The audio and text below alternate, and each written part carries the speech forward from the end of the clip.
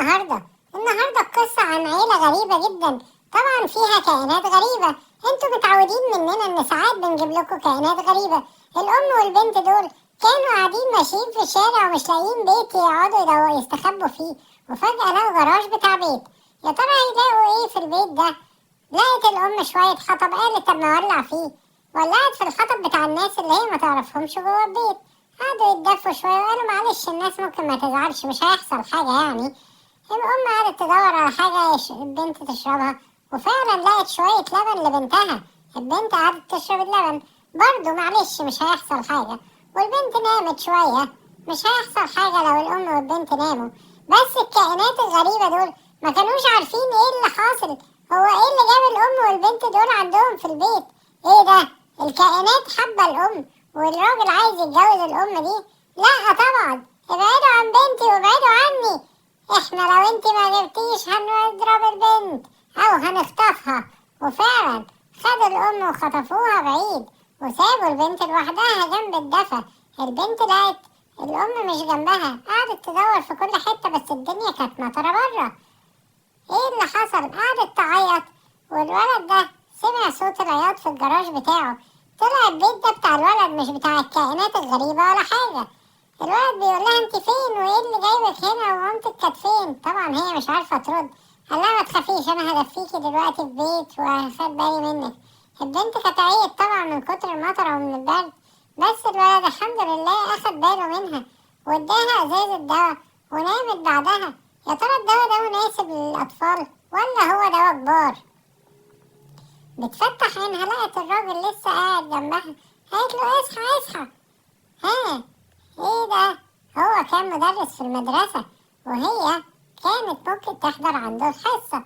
قال لها ما تقلقيش، روحي اقعدي في الفصل ده. هم قالوا دي بنت صغيرة اوي، احنا كلنا اكبر منها. قالوا معلش انت دلوقتي هنبتدي ندرس الدرس سنة اولى. 1+1 يساوي كام؟ برافو 2.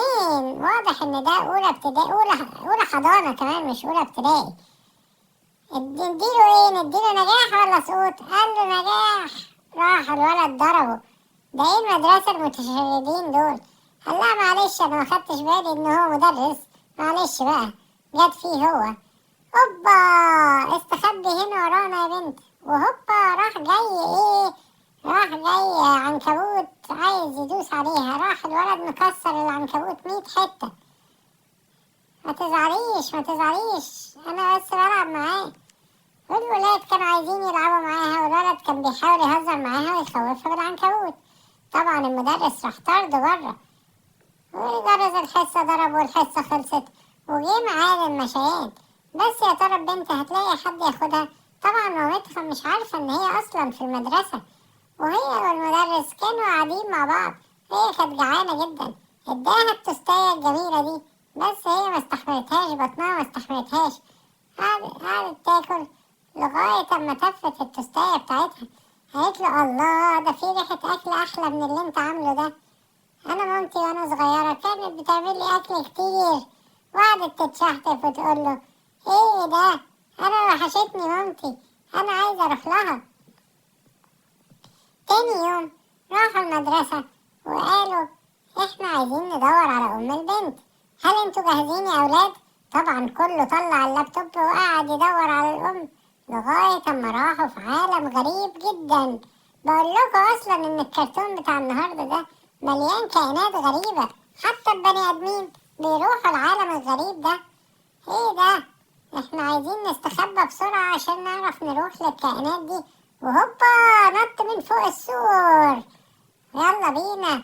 ايه الكائن الغريب ده؟ هوبا ضربه ضربة قوية جدا. وكائن أخضر تاني عايزين نضربه هو كمان. يلا تعالوا، يلا نطلع فوق. هما راحوا طالعين فوق. ايه ده؟ ده في بني آدم مع الكائنات الغريبة دي. طبعا ما نروح نشوف فيه ايه. راحوا ضربوا البني آدم ده وقالوا تعالى انت ايه اللي حصل للكائنات الغريبة اللي حواليك دي؟ ايه ده؟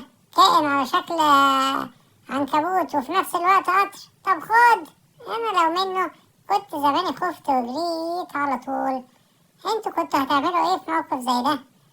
هو طبعا شاف صاحبه بيتضرب راح ضرب الكائن الغريب ده. بس الكائن عنده طاقة خارقة في كل جسمه.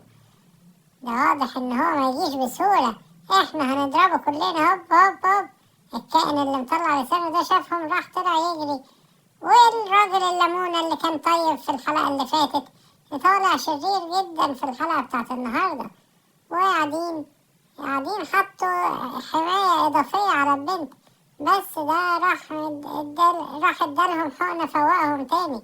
قال لهم يلا عايزكوا تقبضوا عليها. الراجل شاف الخطر اللي هو موجود ومش عارف يعمل ايه. ايه ده بيرمي عليه جزر. انا مش عارف اعمل ايه، انا جعانة جدا، ممكن اكل الجزرة الجميلة دي. الله، ده طعمها جميل. قوم الجزرة دي مفيدة للأكل مش للنوم. راح رمى الجزرة على الباب، فتح الباب وراح عند مامتهم. الراجل ده شافهم راح قاعد يضرب فيهم. البنت بقى ايه، ما مسكتش نفسها، شافت مامتها بتتضرب والمدرس بتاعها راح ضرباهم.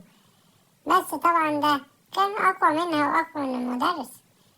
جت البنت دي راحت ضرباه كمان واتلموا عليه كلهم وقعدوا يضربوا فيه. يلا بسرعة يلا نخرج الأم. انت عايز مني ايه؟ ما تخافيش، انا بنتك معايا، انا جاي انقذك انت وبنتك. عرفوا ينقذوهم كلهم، بس الوحوش كانت فوقت. هنعمل ايه بقى في الموضوع ده؟ يلا بينا هوب نضرب الوحش، وانت كمان اتضربي.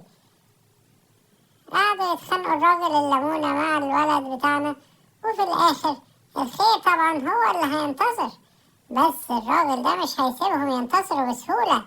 راح مدي لنفسه حقنة الطاقة وقع قوي جدا.